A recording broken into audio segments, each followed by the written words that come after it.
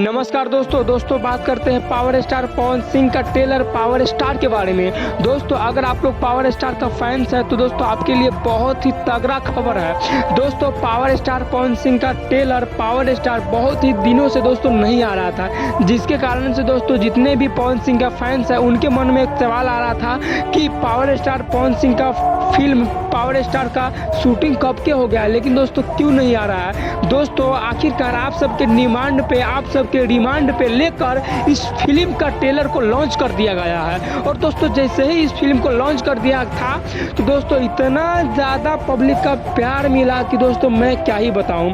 दोस्तों पब्लिक एकदम भर भर के इस ट्रेलर को प्यार दे रहे हैं। और दोस्तों इस फिल्म में जो गाना है दोस्तों उस गाना को भी एकदम भर भर सुने जा रहा है। दोस्तों इसको देखते हुए power star Pawan Singh live भी आए थे। और दोस्तों आप लोगों को इतना ज़्यादा प्यार दिए पवन सिंह, बोला कि जितने भी मेरे दर्शक हैं, जितने भी मेरे चाहने वाले हैं उनको भगवान बहुत ही तरक्की दे, बहुत ही ऊपर ले जाए उनको। और ऐसा ही आप लोग पवन सिंह के ऊपर प्यार बनाए रखिए। दोस्तों ऐसा पवन सिंह ने कहा है।